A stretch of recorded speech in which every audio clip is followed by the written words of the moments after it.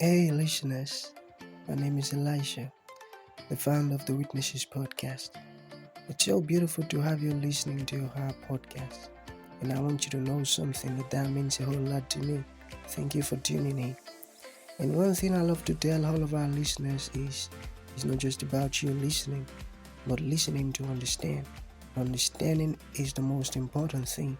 So important. So, you have to listen, learn, and practice. Thank you so very much and happy listening. Dev, it's nice to have you on the show. How are you doing today?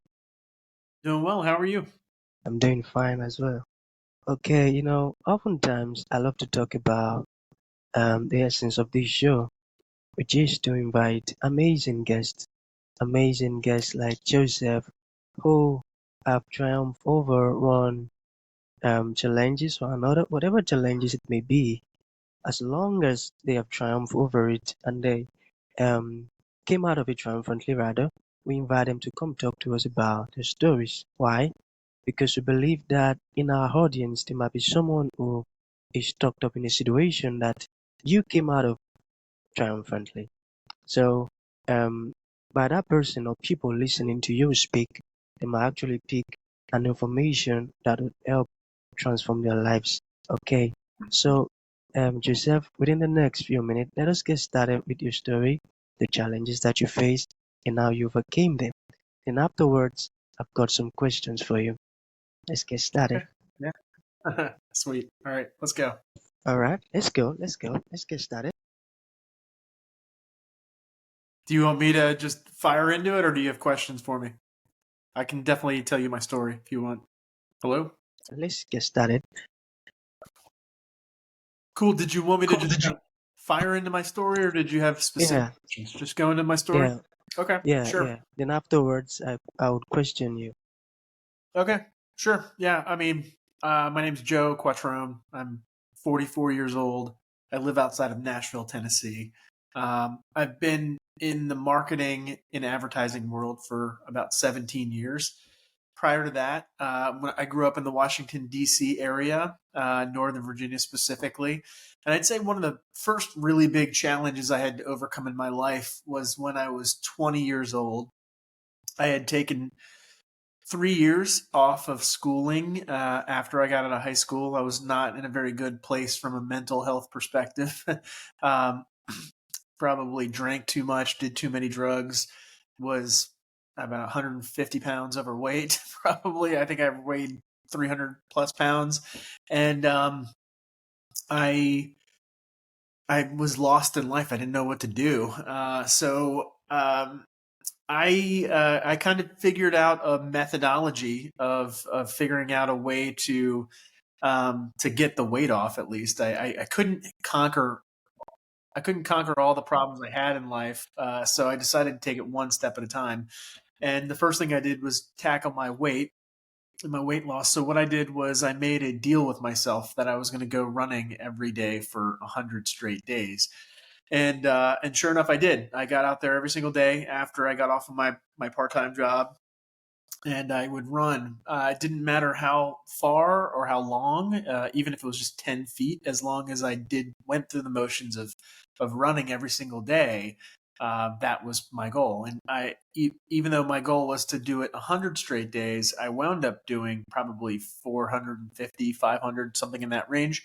And over the course of, I'd say, about 9 to 12 months, I lost well over 100 pounds. I got down to, I think my lightest was 160. Now, of course, this is 24 years ago, right? But one thing that taught me was how to set goals and achieve them. So as I was, going out for my long runs, and my runs became longer and longer and longer and more introspective, I started thinking about what I wanted to tackle next outside of getting into shape.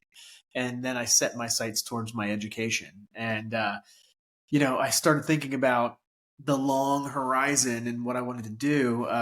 It was really tough. It was really challenging, because I had so many different thoughts of what I was interested in, what I should do, what I was being called to do. Something was calling me towards marketing, and I think it was the relationship I had with my dad and my uncle. Both guys, awesome dudes. Um, for some reason, they love to collect things. They loved collecting like old Coke machines, Coca-Cola machines. They liked collecting cars and motorcycles, rocks, stamps, like all kinds of weird, random stuff. My dad, in particular, though, had a knack for collecting branded goods. And I thought to myself, that's so interesting because I know he's not the only person that has this affinity towards brands. And I just started thinking to myself, I wonder what it is about that, and it just piqued my curiosity, my interest. So I went to town doing my homework and research on it, and it was fascinating to me. So I decided to pursue a career in marketing and branding. And similar to my running endeavors, to lose weight, I decided I was going to have a goal, and it was going to be far off enough in the horizon where I could make it achievable, but it was also specific and grand, right? I didn't want to make it small. I wanted to make a big gesture for what I wanted with my career. And while losing weight was something I could do within a year or two, planning out my life through the lens of my career was nothing I could do in a couple of years. So once I kind of honed in on marketing and branding, I zeroed in on the career path of trying to become a CMO one day. And for your audience that doesn't know what that means, it just stands for Chief Marketing Officer, or it would be the person in an organization that is largely responsible for the budget that a brand would spend in the market. It would also be in charge of like green lighting campaigns, putting creative into the market, that kind of stuff.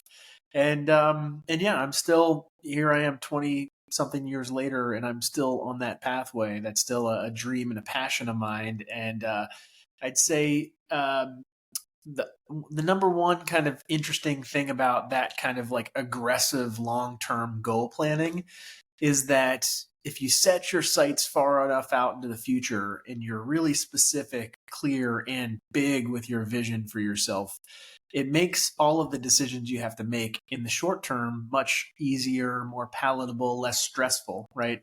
So there's a lot of things in life that stress me out, right? I'm a married guy. I've got 4 kids. I've got a house payment, all that kind of stuff. So there's a lot of things that could stress me out in life. Making decisions has never been one of them. So I think that's something that I think is pretty big for me, is that ability to figure out what I want to do, how to set my sights on it, and how to achieve it. We're back. Sorry. No Okay, problem. the very first question. Let us talk about the history of social media for business. How did it started and where is it now and where do you think it is going? You got it? Sure. Yeah. So yeah, I got that. So I came out of grad school in 2008, and I took a job at Audi of America. We're at Venables Bell, which was their ad agency, working at Audi of America. And I got tasked with building their first ever go-to-market social media plan by their CMO, Scott Keogh. And so I worked after hours and evenings until about 1 a.m.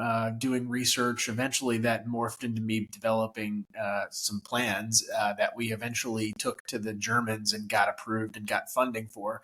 Um, but back in those days, it was such a new, novel thing, right? Like this was only for from an enterprise perspective, from a corporate perspective, business social media only came around about 5 years after social media existed in the first place for actual everyday humans.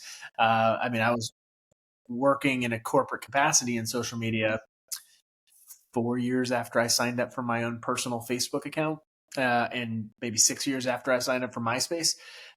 So social media kind of shot out of a cannon.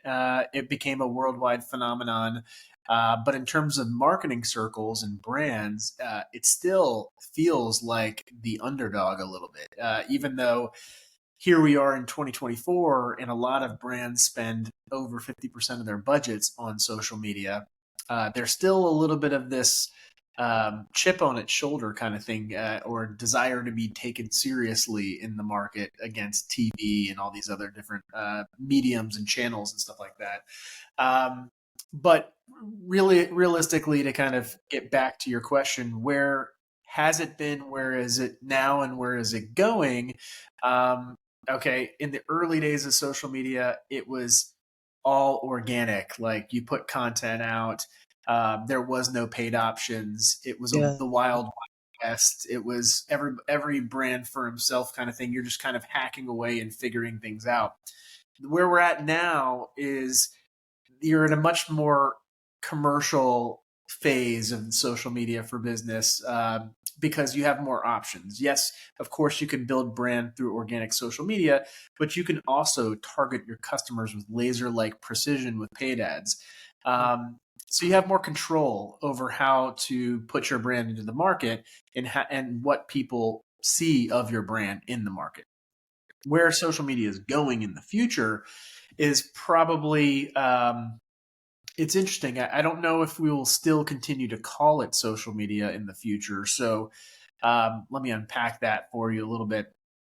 I Yeah. think you have to look at the broader context of entertainment in general. So there are certain things like podcasts and YouTube channels and stuff like that are part of the world of social media, but Yeah. they're also more part of the broader media. And I think there are influencers and creators who have cropped up as independent kind of artists or creators Mm, that are mm, mm, massively and wildly popular today and will continue to rise in popularity and stature tomorrow. Um, mm, it's of my belief that I think cable TV and network TV are going away. I think that in 10 years, you're going to see podcasters and Spotifyers and YouTubers, Joe Rogan, Russell Brand, all those different kind of people, Gary Vaynerchuk, my old boss. You're going to see all these personalities that are going to control the media to some extent, or at least influence the media because they are the media. And mm. anybody can be part of the media. It's just going to be way more fragmented with a lot more players. So I think if you have the ability to have a podcast or a YouTube show or, whatever the case may be, and if you can generate an audience, you can probably do that at scale and there's no stopping you from doing it multiple times. So Mm, if you can figure out once, why can't you figure it out 15 times? And then why mm, can't you go out and be the next NBC or, Universal or whatever the yeah. case may be? So I think that's where we're looking in the future is you're going to have a massive rise of independent media and a lot more of a fractured, sense of uh, consuming content.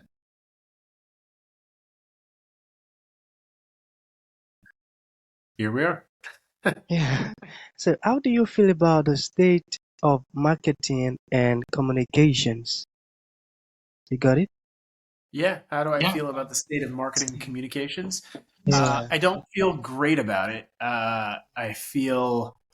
Um, I feel bad for the consumers to some extent. I now have 4 kids of my own, and I think um, there's a lot of less than honest communication going on out there. There's also, I think about the hardware and the software, the algorithms, all that kind of stuff. The amount of time that the youth of today spend on their devices is just staggering. And so, especially in my country, in the United States, you see kids on their phone 9 hours a day, and then, going into high school, going into college, developing severe anxiety, severe depression, and getting onto antidepressants at a young age, having ADHD, all these other issues with marketing communications, right? These things wouldn't exist if marketers didn't pay to put ads into them. So, I feel a sense of responsibility. I mean, I know I didn't create all these algorithms. I'm not necessarily at fault for why we are in a situation that we're in today. Um, but I had a role in it, right? And I think all of us have, um, you know, we owe it to society to figure out how to be as ethical as possible within Yeah. those communication boundaries. So, So yeah, I mean, I don't feel great about it. I also think these platforms have taken politics to the extreme as well, right? So now we're looking at, you know, Donald Trump versus Joe Biden, match two, and it's just going to make us all crazy again for another 9 months, and I'm not looking forward to that.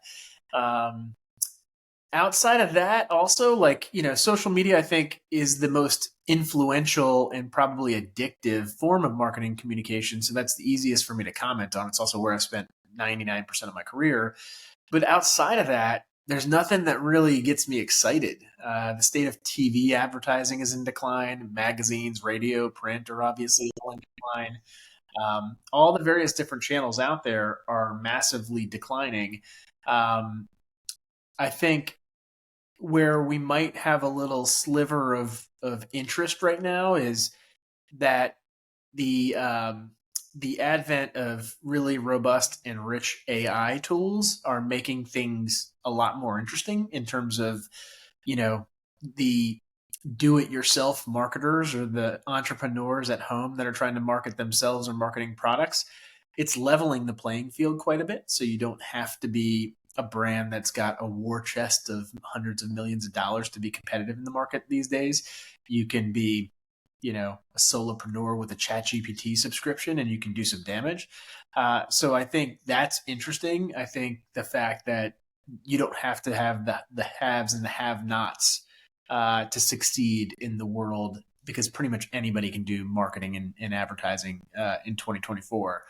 That's interesting to me. That's fun. I think that's going down the right path. But in general, just the different channels outside of social media aren't all that interesting to me right now. I think one thing that I would make note of is when it comes to television, treat it like an audio platform, right? So if you're on television and running ads, but you're not making them audible, you're not interested in jingles and stuff like that, your consumer is never going to understand what you're doing, right? Because people look at they look at it while they listen to your TV, right? So I would be figuring out a way to reach people here visually and here with the TV screen. So like, TV advertising, if it was true to form in terms of effectiveness, should look and sound very similar to the 80s, like jingles and stuff like that. That's so correct. Okay, so in conclusion, Joseph, what would you like to say to someone who would like to become a marketer, but for some reasons he or she doesn't even know what is holding he or she back, maybe because of the fear of the unknown, or I'm not capable enough, I don't know. What would your advice be to such person? And let us say they are listening currently and would like to reach out to you. How can that be possible? Sure. I'll answer the latter part first because that's the easier one. Super Quattrone, that's SuperQuattrone. That's my handle on pretty much every social media platform. So LinkedIn is probably where I'm the most active, but you can reach me on Twitter and Instagram and TikTok and all those different places. You could also email me, joe@quattronebrands.com. That's QUATTRONE brands, BRANDS.com. Feel free to email me if you'd like. I'm happy to shoot the hay and kind of get to know you. In terms of what I would do if I was just starting out in marketing today, and I was a young college kid or something like that, I wouldn't be thinking about the traditional pathway, right? So when I was younger, it was a lot more popular for you to go into an ad agency and do marketing on behalf of brands that were already pre-existing, or go into a client side role within a marketing organization, right? Still, it's a W-2 job. You're going into work for a brand. I think the much more interesting thing, because startup costs are so low right now, I think you'd be happier, or not everybody, but I think by and large, a lot of people, especially young people, what I know about them and their usage of the internet and social media, you'd probably be more happy if you just built your own company. So, um, What I mean by that is don't go out and try to market other people's products. Go out and try to build a product or a service of your own and learn how to do the marketing on behalf of that product or service.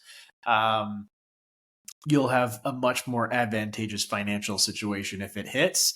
And if not, you'll learn something, and you can always take those learnings and roll them into whatever W-2 job you want.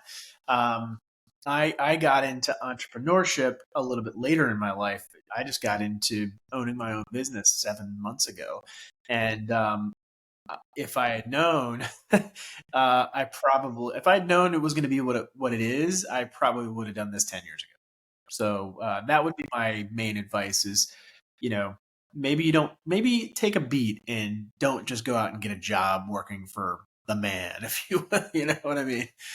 Go out and try to do it on your own for a little while and see what happens. If it doesn't work, go get a job, right? But if it does work, you might set yourself up for a much more interesting life. That's a very good advice, I tell you. So that's going to be the end of the show. Thank you so very much for honoring the invite, Joseph. Yeah, no problem. Let me know how I can help. I'm around.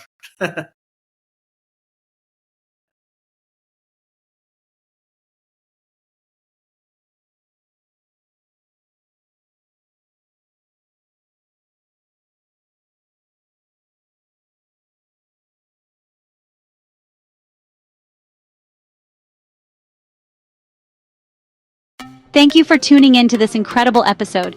Your support means the world to us, and we truly value you. We look forward to having you join us for the next episode. If you enjoyed what you heard, please consider rating and reviewing us on Apple Podcasts. Your feedback is greatly appreciated.